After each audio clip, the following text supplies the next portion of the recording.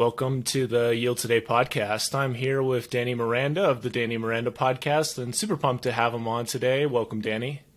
Thank you for having me. Really grateful to be here since I know you've mentioned the podcast before on your own. So I appreciate the love and I appreciate being here. Yeah, I think the first time I heard your podcast that I really remember was in a hotel with my family, and I listened to the one with Hella. I can't remember his last name, but that guy ran every single day, and I was listening to it. And I was like, dude, this podcast is amazing, and it's going to really help me just unlimit myself. And I've spent more time invested in listening to the podcast, and it's definitely helped a lot. There's a lot of little spots that I'm like, I'll take that and I'll run with it, because that's just the beginning, right? That little clip or whatever you shared or whatever your guest shared. So it's been good. Yeah, that episode with Hella was really cool. I think that was like episode 40, and it's cool to see that was the impetus for you, and you're so right on the piece of the podcast. It's like you could take one moment that's like a throwaway line, and that could be the transformation in your own life, just depending on your own current circumstances. And that's why I put out so much, because I'm like, well, you don't know what's going to resonate with what people, and if everything you're doing is coming with good intent, then why not put out more? I love that, dude. If you just have the good intent, just send it. Yeah, exactly. I love that. That's how I feel. I love that. Cool. Well, I wanted to go into your childhood a little bit, and specifically about just like self-love and stuff, because that's a topic I really love talking about as well. I know it's something you talk a lot about. What's something that your parents did for you that you just knew like 100%, like they love me individually, personally, as I am, not because of anything I've done, but just because I'm Danny? The big one that comes to mind initially is I had this Knicks blog, and I wanted to go to this thing called Media Day, which was basically I started this blog because I wanted to cover the New York Knicks, and I was really into the Knicks and basketball at the time. And then I submitted my stats to the PR department for the Knicks. And they were like, yeah, you can come. Like, you have enough downloads or views or whatever, so come through. They didn't know I was 15 years old at the time, but I show up to Media Day, and the reason why I knew I was loved was because my mom took off from work so that she could drive me. And it was like there was no way for me to get to that place. It was like 45 minutes away, but she drove me there and drove me back, and I was just like, wow, like this is incredible. And I felt that throughout my childhood. You know, my dad went to a bunch of Little League baseball games and would always show up and would talk to me about my stats in the games and what was going on. And I feel very blessed that I always felt loved since I was a young kid. That's good. Yeah, I think one of the big things is just helping them feel loved, regardless of if it's a big loss or a big win. You know, either one, like you can show an immense amount of love. You just tune it to the situation. Yeah, absolutely. I mean, it's something that I try to figure out is like, how do I instill the love that my parents gave me to people who don't have it or didn't have it growing up? Like, that to me is one of the essential questions that I think about often. And I don't know the right answer, but I'm always seeking, like, how does somebody come to greater self-acceptance and self-love themselves, especially when they weren't raised in a nice upbringing, or like it was actually a harmful upbringing to their own psyche and to themselves. So, yeah, do you have any idea, like, how we can best translate or give that to people? Like, what was your own experience with that, with self-love from your parents or childhood? I think one big one was just my parents taught me to love the situation and love it regardless of what happened. So like there was a talk that somebody from my church gave, and it was basically talked about like coming what may and loving it. And I know there's like a Stoic who said like very similar thing. And so when I didn't make the basketball team in high school, my mom saw it as an opportunity, and she's like, hey, well, you could be the manager and you could, you know, ride the bus and learn the plays and do the laundry of the players, and you'd be in a better spot take varsity next year. And she's right. I didn't take varsity that year or the next year, but I still was the manager, and she really helped me see it that way. So I think really listening to it. But I think the biggest one, and I'm going to be talking about this in my book coming out at the end of the year, is when end of the month, was in 8th grade. I was really frustrated with just life in general. Just felt like I wasn't making progress, which is like 8th grade. That's easy to feel like that. And I told my mom my grievances, and I was like, hey, I don't want to go back to school. And she just listened, and she's like, okay. And, the next week I was homeschooled, and we built a schedule. We went all in, and I wasn't reading Grapes of Wrath or any garbage books like that. I was reading Magic of Thinking Big, all these other ones. So those are 2, but there's definitely more. And especially right now, like I do these Fatherly Friday calls with my dad recently, and we just chatted up about something we learned and something we appreciated from the week, or something we enjoyed from the week. Because he's been a good example of that to me. And he just said, he told me, he's like, hey, I like this podcast episode you did. So, yeah. So it sounds like you were filled with a lot of love when you were growing up. But how do you think you translate that to people who didn't have it growing up? I think really just, for me, words of affirmation is a big one for me. So really trying to use words that will lift up and help somebody see themselves in a better light. I always try to see people not as they are at present, but as they may become with heavenly intervention. So that's just kind of a rule I made for myself when I was like 18. So, yeah. Well, how do you think about doing that during a podcast?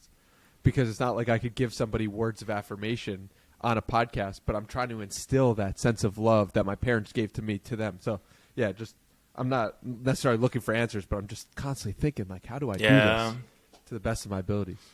I think one last thing I'll say is if you're looking at the details of somebody's life and you're paying attention to that, you can highlight that for them.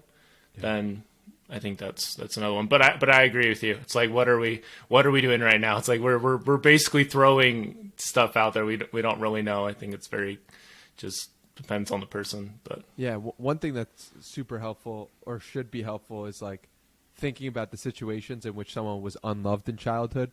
Like I have this dude, Joshua Fields Milburn, coming on tomorrow, and I know he dealt with like abusiveness in his childhood, and then now it seems like he's coming from a place of loving himself. So I'll be asking him about it tomorrow, and it's helpful to keep in mind. I look forward to listening to it for sure. Yeah, man. So I was doing some research on the Income Money All-Stars. Could you tell us a little bit about that and that part of your journey and how that's helped you get to where you're at now? Yeah. Dude, that's hilarious. Oh man.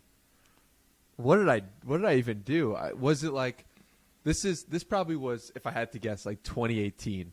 Mm-hmm. Is that right? Yeah. You would know better than me. 2018, I was just starting out on Twitter.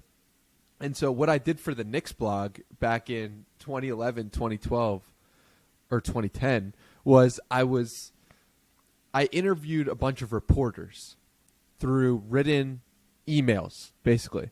And I also, so that was 2010, and that helped me build a little bit of a following on the Knicks blog.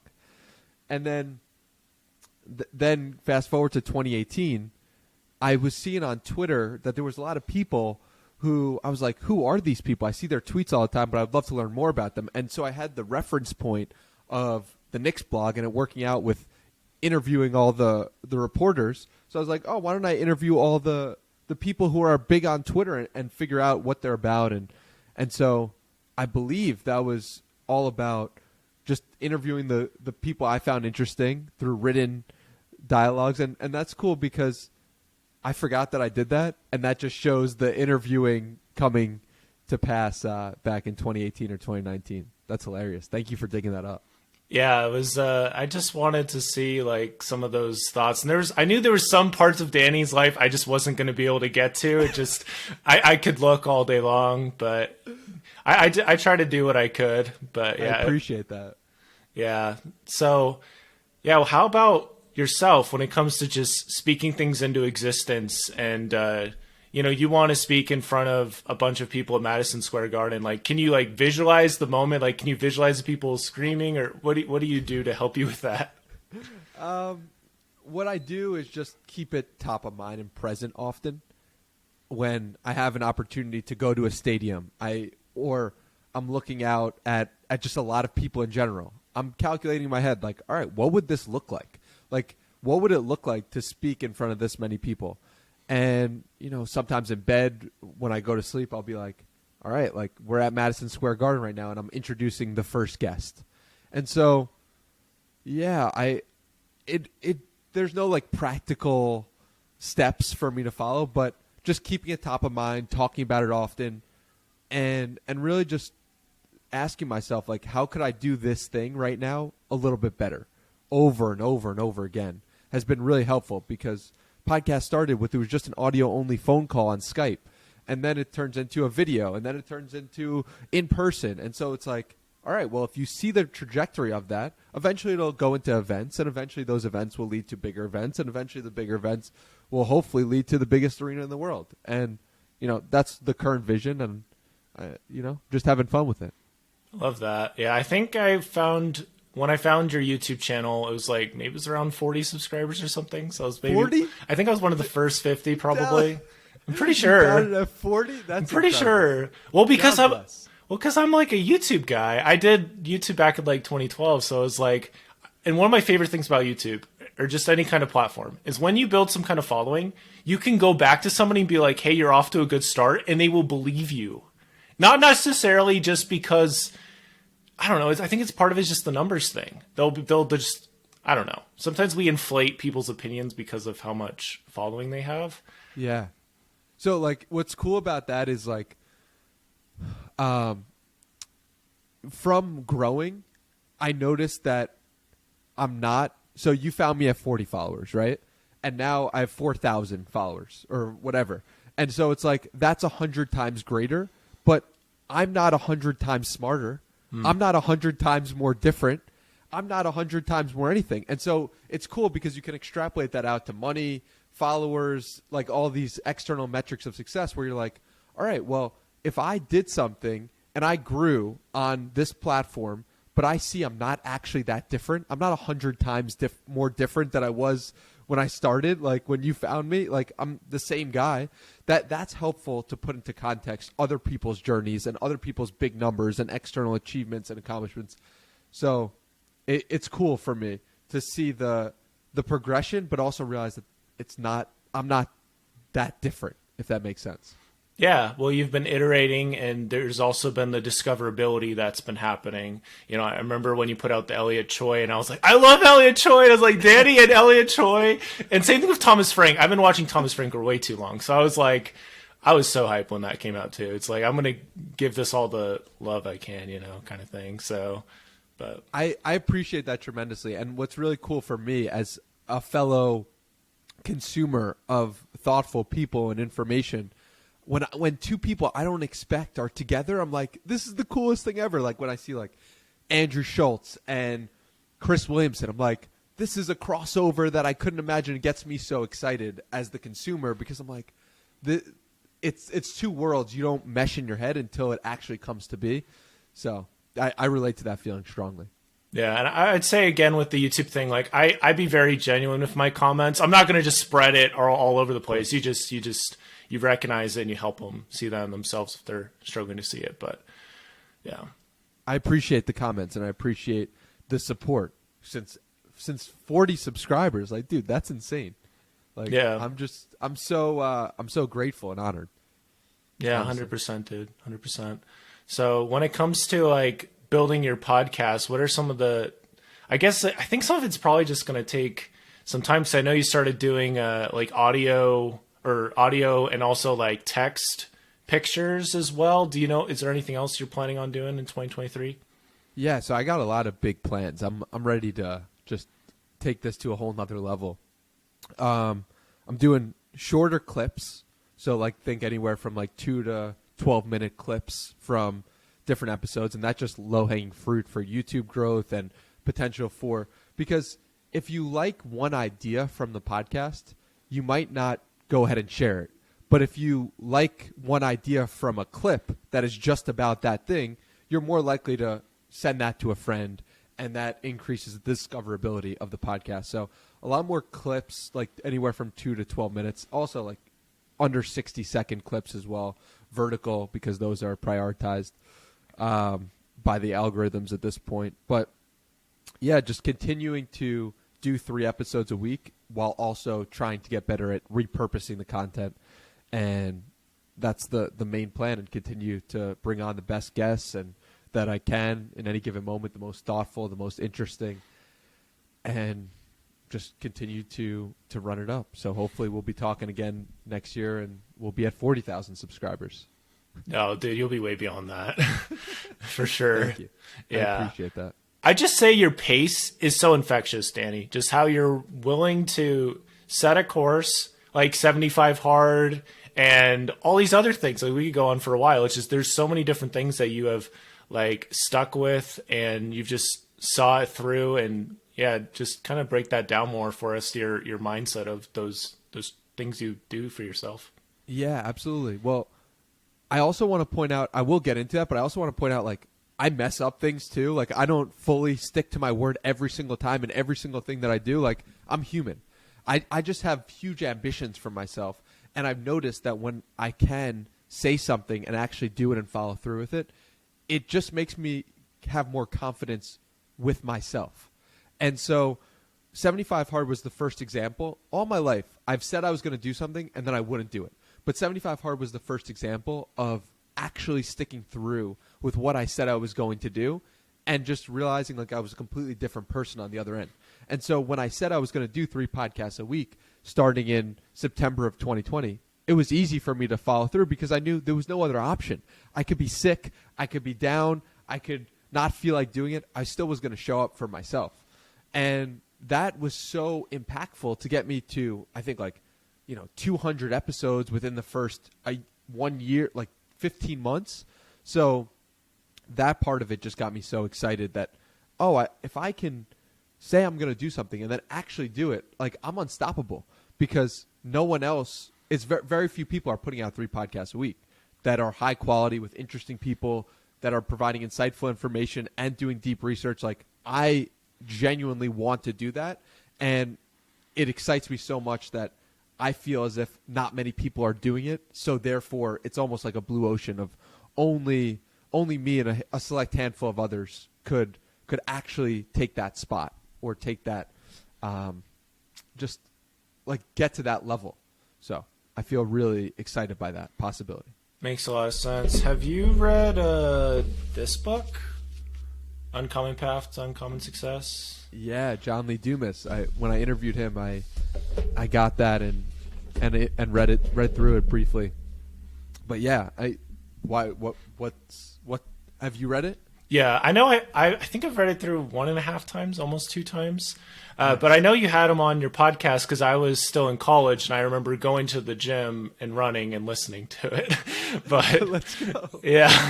I appreciate that. That's one of my favorite things about podcasts, honestly, is like I can think of like, where was I listening to the Hella episode? Where was I listening to that episode? I mean, and the one with what's his name? Noah? The one really recent one with Noah? Noah Heisman, yeah. Yeah. I thought that was super cool. I was just watching that on the TV, and just taking some notes. But it's really cool. I love how we can associate things. I think the power of association is one of the most powerful things we can do for ourselves. Yeah, and it's interesting because that one was very visual. The Noah Heisman one was very visually appealing. Like, there's an amazing studio that he set up, and that I'm super excited to start recording in, where it looks really good. And because it looks really good, you're more inclined to actually watch it. So yeah, that's interesting that like, why do you think you decided to watch that one as opposed to the other ones? Well, for one thing, I'm a really religious person. I believe in God. I believe he's looking out for us, and everything. And I believe in Christ as well, and so like when it said something about like how you're losing if you choose not to believe in God or something like that. Like there's more upsides to believing in God than not believing in God, kind of thing, just as a basic thing. And that drew me in, honestly. Yeah, that definitely. So like, for your consumption of the podcast, do you like, how do you go about deciding if this is an episode that you're going to watch or listen or just check out in general? So I see if I know the person. That's like, I think that's the first filter. And I do check the timestamps sometimes, but I also, the titles, dude, the titles are pretty good. So it's like if the title kind of resonates or something, but I do make a point of like trying to listen to like most, if not every episode. But I usually feel like within the first 10 minutes, it's sort of like a book in a way. It's like, I feel like I should listen maybe to a different episode. Like this one's good, but maybe I should listen to the Noah one or the Thomas Frank one. So it's sort of like there's Danny's content, which is already top tier. And then there's like tiers within it for myself personally with where I'm at in my life. Right. And it's just like different content hits at different points. So 100%. And not every person, every episode is its own book in the sense of like, that person is the one that is guiding and writing that book. I'm just the filter for them to do that. And so it would almost be wild if one person resonated with the book that I'm experiencing for every single person. Like, it's very unlikely. And I understand that, hence why I put out so much, because I'm like, well, I want somebody to get some value from one of these books this week. And so, yeah, I resonate with that strongly. yeah, I think one thing from the Andrew, his last name starts with an M episode. Murnane. Yeah, he talked. One thing that blew my mind was he said that like when you improve in the present, it changes how you see the past, or something to that effect. And that just, I was like, yo, that's gonna be one of those ones to just sort of just take with me. Same thing about where you said we're all microphones. I love that, and where you talked about making new content is basically making copies of yourself. When I made my episode about superpowers, I went hard on that. I was like, Danny knows what he's talking about. So, yeah, it's a lot of good stuff, man. One thing that I'm going to start doing is, it's so cool that those are the things that hit to you, because like I wouldn't have been able to come up with those three things in this moment. And so one thing I'm going to start doing is at the end of every month, have one episode that's just basically like a recap of these are my top 12 lessons or learnings from this month. And I feel like that's just going to be a great way to, one, understand it better myself, and two, help people like almost be like, oh, I didn't get this from this episode, or that's super interesting. So I can't wait to do those solo episodes at the end of the month, just talking about my top 10 or 12 lessons that I come through. Yeah, that sounds fire, dude. Yeah, that's sick. Yeah, I think a lot of people are going to like that when you're able, and it's just so good for yourself too, when you're able to distill it down.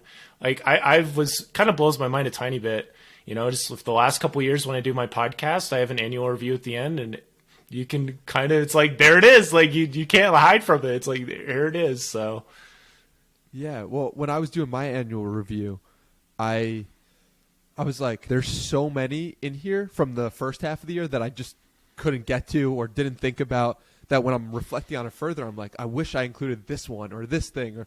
And so I'm like, one way to get around that, or to do that even better, is to do it once a month so that I can get a greater sense of the top 10 lessons from any month.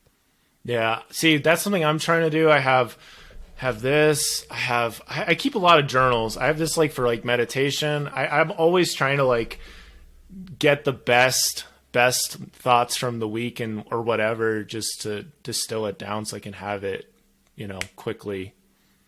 What's your meditation practice look like?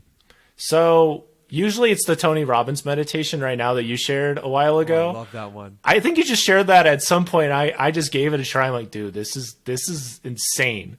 Like, yes. you get the breathing, you get the gratitude, you get the visualization, you get basically everything with that. And I was like, if I started doing this every day, there's no doubt it would be insane. I think I've done it like 2 or 3 times days in a row, maybe. And then other than that, it's just like, usually what I'll do is I'll choose like a question, like, what does God think about me? Or God infinitely loves me, or something like, it doesn't have to necessarily be about God. It could be some kind of thing I want to work on with my podcast. And then I just sort of, I have this open, and I just sort of like, just sit there and, breathe and think and see what comes. That's basically it. That's awesome. Yeah, that's super cool. And I'm really grateful that you took advantage of the Tony Robbins, and you do take advantage of the Tony Robbins meditation, because I love that one so much. And then taking that and then going to journal about whatever you learned in your meditation or visualization, like that's even a layer deeper, I feel like, can really make an impact and change your present to change your past. Yeah, amen to that. Yeah, I feel like for me, I just have seen that there's a lot of really cool methods to do certain things, but for me, I need to translate it to writing, because for me, writing seems like my master tool. I love podcasting too, but it seems like for me, writing is like I need to be able to turn it into that. Yeah, I'm the same way. Writing is the base that holds everything else, and that's how I use Twitter, and that's how I use my own journals, and I think it's super important for me personally to have that writing practice in lock. Yeah. And dude, that annual review episode was super hyped too. Like, it's crazy because I went out to eat with my roommates a lot this past like holiday. And I was like, I just kind of kept having this thought of like restaurants and podcasts and like making sure that you serve good content and feeding a bunch of guests at once. And then you talked about it in the annual review, and I was like, oh shoot, we have to talk about this. So break that down a little bit as far as like first time somebody tries the podcast, or, you know, first impressions of a podcast, anything like that. What exactly do you mean? Oh, just within the context of like the restaurant analogy and thinking of yourself as like you owning your own restaurant. Yeah. So, I mean, for me, it's like how you walk into a place is so important and can change the experience of that place entirely, which is just an interesting idea or concept. Like, and so when Sam Parr talked about the importance of walking into somewhere like you owned the restaurant, I was like, wow, that's a useful way to approach anything, because somebody who owns the restaurant and they see people enjoying good food is going to feel confident in themselves. They're going to feel full of love and appreciation, because they're going to be like, wow, these people are enjoying my food, and they're going to feel some sense of confidence as well. And so life becomes a beautiful masterpiece when you could just walk into any place and it feels as if you own that place and own that restaurant, because you see people enjoying it, and some part of you's taking credit for that, and you're like, wow, like I get to experience this person enjoying this experience, and it fills you with joy. And then it's like, compare that to like walking into somewhere really meekly and like frowning and being upset. Like those are two different experiences. And so when Sam Parr said that on episode, I believe 243, it really stuck with me, because I was like, all right, like I just want to go into any places with a smile, with enjoyment, with excitement, and feeling good about that place. And I'm grateful it resonated with you as well. I like that angle as far as like you go in, you already know what you're doing. You already know what you're up to. You already know. You know, you don't have to worry about it. You know, it's already out there for you. You know, it's like a Starbucks, or there's this one pizza buffet place I sometimes go to, and it's like, you know, I just get my plate and I go. It's like there's no question, you know what you're getting, and sometimes it's better on some days, sometimes it's not, but it's always a good time, you know. So I walked out of a Starbucks last week, and I was feeling confident, I was feeling good, and I run into one of the biggest YouTubers in the world, and it's just me and him in a parking lot. Like, hey dude, what's up? And just like have a conversation with him. Completely normal, like just like I own the place. Like he was a guest of the parking lot, and it was just a wonderful interaction that wouldn't have happened if I didn't enter into the Starbucks or didn't feel like a sense of peace and calm. So, yeah, look out for that interview sometime in 2023 or 2024. Yeah, we're keeping an eye on it already. So just one last little thought from you, Danny. Sometimes, at least when I go back to my old podcast interviews, there's times where I'd put the guest on such a high pedestal that sometimes when I'm talking with them, it's like, hi, I don't know like what to say to you, but like literally. So like, what do you do when you're talking with Sahil Bloom or any of these other guys? Like, what kind of helps you to, okay. Morgan Housel, you know, what is exactly how I felt. And it's a great question, where I really understand. I really try to ground myself in the idea that this is a human being. And if it makes you feel any better, like, and you definitely shouldn't put me on a pedestal in any way, but I didn't feel like you did that in this conversation at all. And so if you feel that as well, try to think about like what you were doing previously, why you felt so at peace in this conversation, why you look. You know what was really helpful for me actually with this was like talking to my grandma and trying to show the same level of reverence and respect, but not like I was looking up to her so much like I couldn't speak to her. So I was thinking about when I speak to my grandma or grandpa, what is the tone? How am I approaching this conversation? Because it is with respect, it is with admiration, but it's not so much so where I'm like, why am I even here? No, I know why I'm here. I'm your grandson. Like, so that distinction really helped me, and I got to that realization by interviewing my grandparents, by talking to them, by re-listening back to the conversation and being like, oh, I really like the tone that I was speaking with. I like how I was asking questions. What happened there? And it was just that I was talking to someone I was comfortable with, that I loved, that I appreciated, that I wasn't better than or worse than, but I was just learning. And so, yes, maybe a useful tip or tactic if you're thinking about like, how do I talk to this person more as an equal or peer? Yeah, I love that. And I'm planning to interview some of my, family members this year because I feel like that's something I have not really done yet. And I need to do that because like my dad and my mom, and other people, I really look up to them. So it's like, yeah, gotta pick their brains and find those gems and such. There's just a beautiful thing that happens when there's a recording button on. Like you talking to your dad every Friday is phenomenal. But then there's like an additional level of respect you have for the conversation if you know, oh, this is being recorded and could be listened to by your great-great-grandchildren. Like he takes it another level more seriously. And so, yeah, I highly recommend it. And it's something I want to continue doing and do more of as well in 2023 is just interviewing the people that I love. I love that.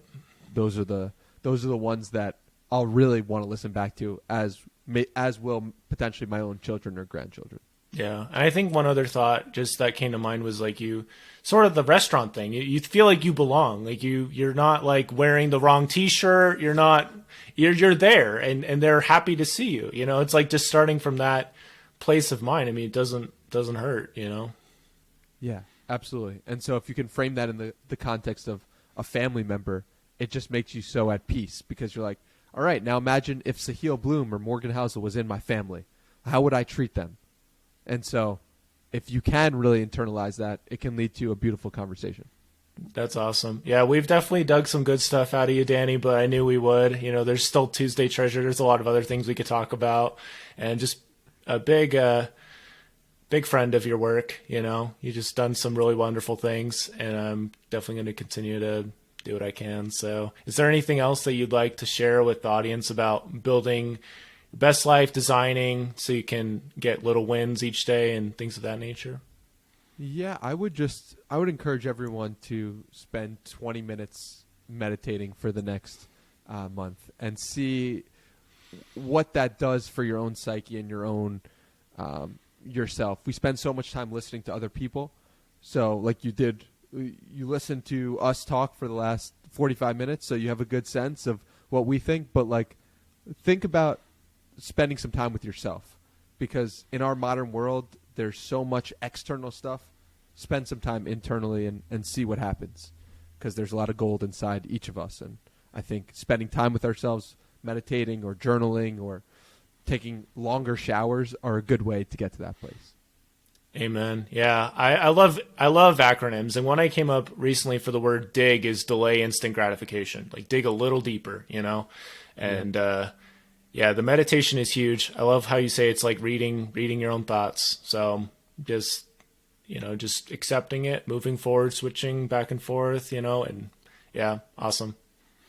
Thank you so much for doing this. I really appreciate the thoughtful questions and you spending so much time with my work. I really do appreciate it. Yeah, man. Well, definitely thankful for you, and we'll look forward to just talking again sometime, and keep up the great work, dude. I appreciate you. And everybody check out the Danny Miranda podcast if you haven't already done that, please. And thank you. there's a lot to learn from him and his guests. So thank you so much, Danny. Thank you, Dallin. I really appreciate it.